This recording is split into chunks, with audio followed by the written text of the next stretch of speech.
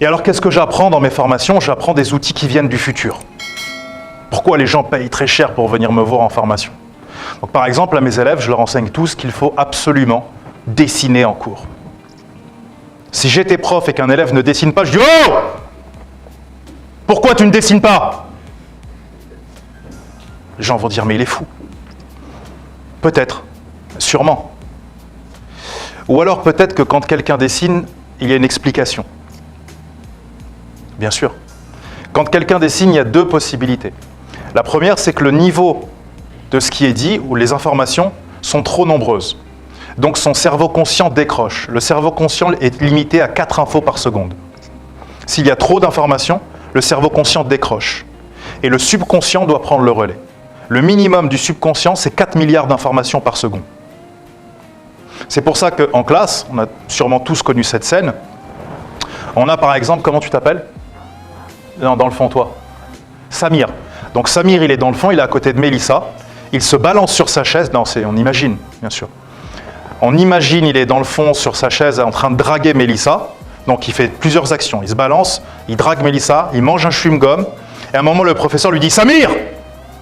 Et Samir lui répond « Oui, je sais, vous avez dit que c'était en 1789, etc., qui sont arrivés. » Donc là, à un moment où c'est très compliqué pour les autres de se concentrer, lui, il peut en même temps draguer, manger un chewing-gum, se balancer sur sa chaise. Et pourquoi il mémorise parfaitement? Parce qu'il n'essaye pas de mémoriser. Il lâche prise. Et au moment où le professeur le rappelle, son subconscient lui dit « Voilà tout ce qui vient d'être passé, maintenant tu l'as à disposition. » Ça, c'est la puissance du subconscient. Et donc, quand il y a trop d'informations pour un élève, on ne lui demande pas de rester concentré. On lui dit « Dessine. Prends un papier et dessine. » Ça permet à ton conscient de se concentrer sur le dessin et ton subconscient, qui a 4 milliards d'infos, de prendre le relais. Donc voilà par exemple certaines choses que j'enseigne aux gens, comme quoi dessiner peut paraître stupide parfois, alors qu'en fait c'est la meilleure chose à faire, bien sûr. Et comme je vous disais, je suis un peu comme McFly, je viens du futur et je ramène plein de techniques aux gens et je leur propose, et libre à chacun de prendre ce qui l'intéresse ou pas. Et puis il y a le E égale MC2, j'aime bien les équations de la légende personnelle, parce que beaucoup de gens me disent, d'accord, vous avez fait tout ça, mais moi maintenant je fais comment pour ma légende personnelle? Je leur dis, c'est très simple, voilà l'équation. Tu vas essayer de réussir, et inévitablement, comme tous les êtres humains, tu vas misérablement échouer. Tu vas essayer d'être en couple, et misérablement, comme tous les êtres humains, tu vas échouer, parce que tu n'as pas été formé à être en couple, tu n'as pas été formé à réussir. Tu n'as pas été formé à donner la meilleure version de toi-même. Mais qu'est-ce que la plupart des humains vont faire après l'échec? Ils vont s'arrêter d'essayer. Parce qu'ils vont se dire, j'ai souffert, je ne veux plus jamais souffrir, donc je préfère souffrir d'être comme je suis maintenant plutôt que de prendre un nouveau risque et d'obtenir quelque chose en retour. Et c'est pour ça que seulement 5% de l'humanité arrive ici. Parce que les 5% ont compris qu'il fallait essayer, échouer, jusqu'à trouver le bon chemin pour réussir. Et il faut complètement oublier, si vous voulez réussir, les notions de gain, de perte et d'échec. Vous allez perdre, vous allez échouer, vous allez souffrir. Et comme 95% de l'humanité n'est pas prêt à ça, si vous le faites, vous allez obtenir ce que seulement 5% de l'humanité obtient. En termes de réussite, en termes d'argent, en termes de potentiel intellectuel, etc. Et les étapes, je vous les ai écrites. Donc la première étape, la plus importante quand on est jeune, c'est de chercher quel est ton pouvoir. Parce que tout le monde a un pouvoir dans cette pièce. Chercher son pouvoir sans compétences techniques, ça demande 10 ans. Une fois que tu as trouvé évidemment, tu vas échouer. Donc chercher son pouvoir, ça peut être se dire, moi je veux faire du rap. Je veux être un rappeur. Donc, par exemple, moi j'ai voulu être rappeur à une époque. Et puis après, le rap me plaisait plus, donc j'ai fait du slam. Vous connaissez tous le slam? Voilà. Et j'ai été champion de France de slam. Et puis après, ça ne me plaisait plus. J'ai écrit des livres. Et puis, de fil en aiguille. Donc au début, je pensais que c'était le rap, la vérité. Et puis ensuite, le slam. Et puis ensuite, l'écriture. Et aujourd'hui, j'écris. Mais peut-être que ce n'est pas la vérité ultime. C'est pour ça que tu dois chercher ton pouvoir, chercher encore, trouver ton pouvoir, et ensuite transmettre ton pouvoir aux autres. Donc si quelqu'un est passionné par le rap, qu'il a fait un album, il a fait tout ça, la meilleure chose maintenant, c'est de faire des concerts. Et puis ensuite, des ateliers d'écriture. C'est ça, sa légende personnelle. Si quelqu'un est entrepreneur qui sait gagner des millions, c'est facile pour lui de gagner des millions. Qu'est-ce qu'il doit faire? Il doit enseigner quoi aux gens? Comment gagner des millions facilement? Tu vois? Si quelqu'un est bon à l'école, qu'est-ce qu'il doit faire? Il enseigne aux gens comment être bon à l'école. Tout simplement. Et donc la stratégie 2 qui va avec la légende personnelle, ce qui est hyper important, c'est d'avoir un rêve. Et souvent on vous dira, ouais, c'est niaise, ouais, avoir un rêve, ouais, t'es dans les nuages et tout. Bien sûr, bien sûr. Alors voilà le rêve de deux personnages que je vais vous présenter. C'était de se taper le down wall, le mur le plus dur au monde à escalader. Donc vous voyez, hein, c'est tout droit. Et il n'y a aucune prise pour les mains. Et il n'y a que deux gars, deux fous qui avaient réussi à faire ça, et eux ils se sont dit, allez on va le tenter. On va se faire le mur le plus dur au monde. Et c'était leur légende personnelle. Kevin Georgeson et Tommy Caldwell. Ils ont fait ce que personne n'arrive à faire. C'est la voie la plus dure au monde et ils ont mis 19 jours à rester comme ça, plantés au-dessus du vide, dormir dans des tentes, etc. Pourquoi je vous montre ça? Parce que selon moi, chaque jeune, chaque être humain, il doit trouver quel est son downwall à lui. Alors, je vais vous inviter à prendre tous une feuille, à déchirer un bout de papier, ou prendre une grande feuille même, et écrire c'est quoi votre downwall à vous. C'est quoi votre rêve? C'est quoi votre objectif? C'est être caissière à Carrefour Market? C'est quoi? Et vous l'écrivez en gros sur la feuille.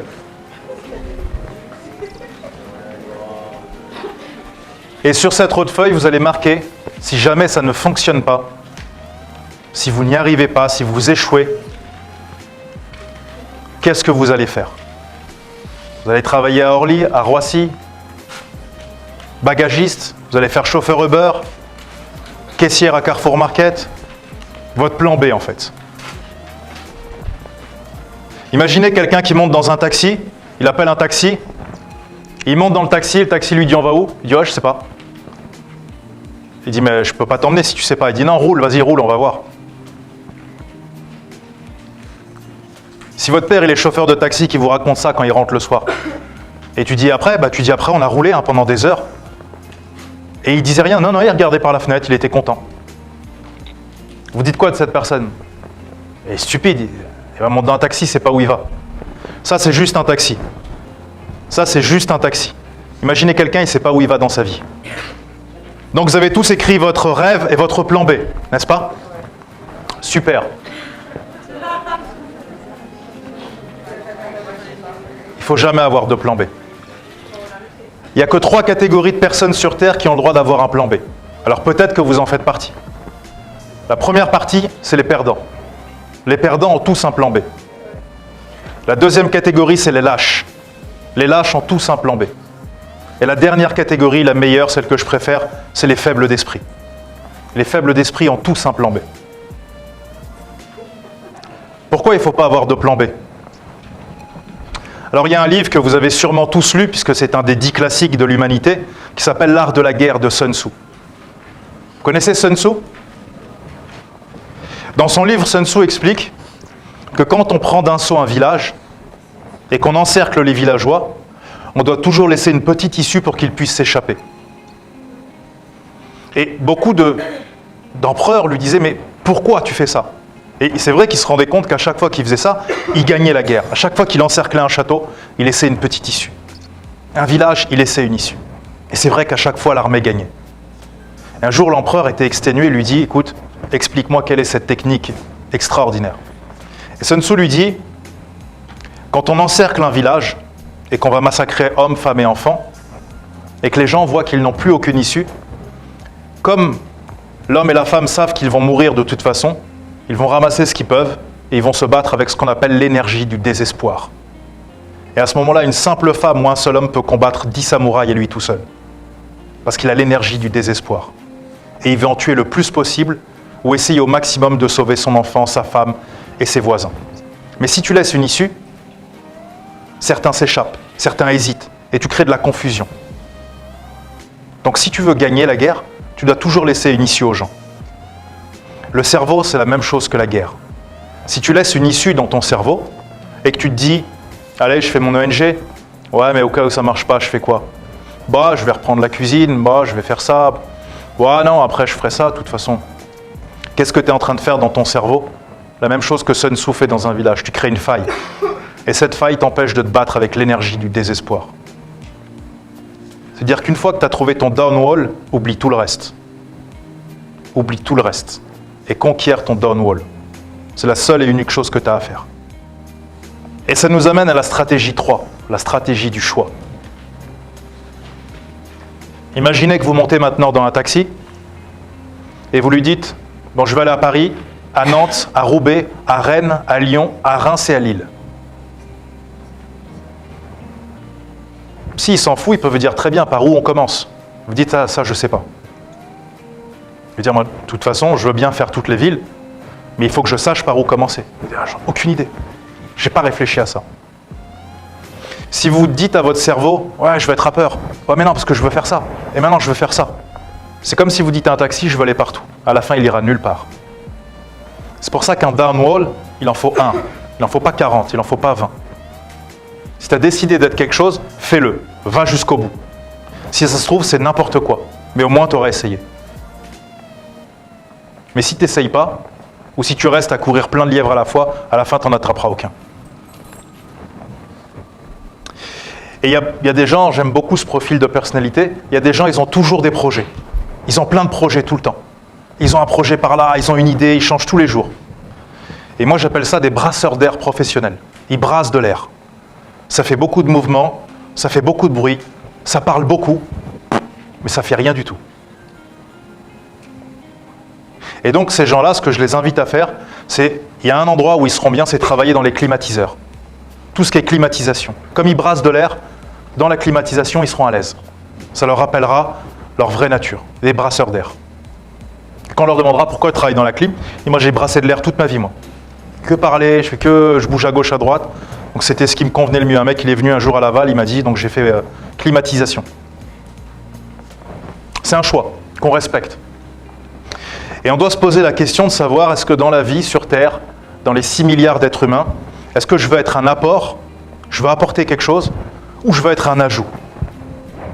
J'ai beaucoup de jeunes qui viennent et me disent, ouais, moi je veux vers ceci.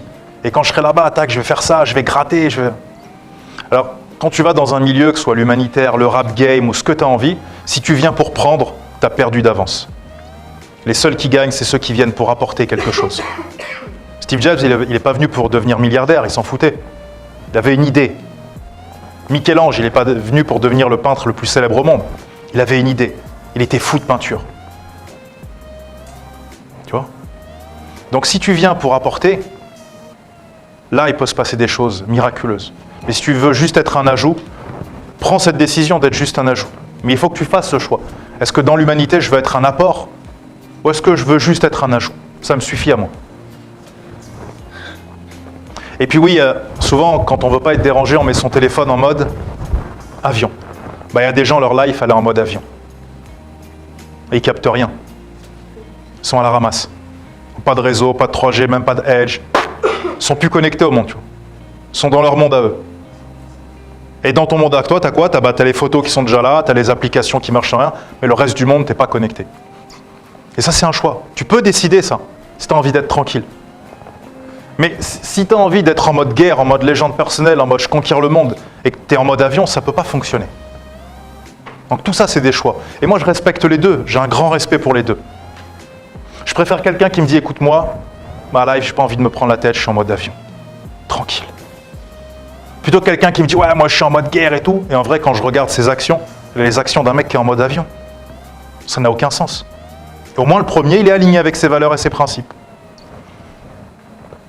Et alors moi, j'ai beaucoup de gens qui me disent, ouais, moi je vais devenir millionnaire, tac, truc. Ah ouais, génial. Donc levez la main dans cette salle, si je devais vous faire choisir, qui veut devenir pauvre? Vraiment, c'est un mesquine, il n'a pas d'oseille, il ouvre le frigo, ses gosses, il n'y a rien à manger, ils sont habillés avec des vieux vêtements à la ramasse. Levez la main, celui qui va être un pauvre. Personne. Et si je vous dis, j'avais une baguette magique, je peux vous transformer en millionnaire, levez la main ceux qui veulent devenir millionnaire. Voilà, simplement, tu vois. Voilà, tu vois. Madame, non, pas millionnaire, ça ne vous intéresse pas. Entre deux. Ouais, c'est trop millionnaire pour elle. Elle a dit, ouais, non, on se calme. 500 000 euros, ça va, ça me suffit. Tranquille. Millionnaire ou pauvre?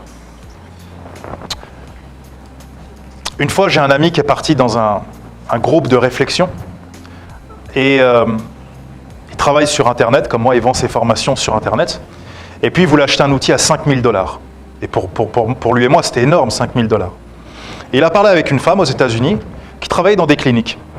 Et puis, elle est partie voir des mentors, des coachs, tout ça. Ils lui ont dit, mais attendez, vous êtes brillante. Vous êtes enfermée dans des cliniques avec des gens médiocres. Ouvrez votre propre clinique. Elle a dit, non, j'y arriverai jamais. Donc, elle avait plein de croyances limitantes. Et puis, un jour, elle s'est lancée. Elle a ouvert sa clinique et aujourd'hui, c'est une des meilleures cliniques aux États-Unis. Bien sûr. Et elle est millionnaire, mais elle s'en fout. Elle n'a pas fait ça pour être millionnaire. Elle a fait ça parce qu'elle veut aider les gens. C'est elle-même qui a choisi le mobilier pour chaque chambre. Vous voyez, elle est dans un niveau de détail. Et donc, mon ami a une séance de coaching avec elle. Elle dit, voilà, je vais acheter un outil à 5 000 $ et tout.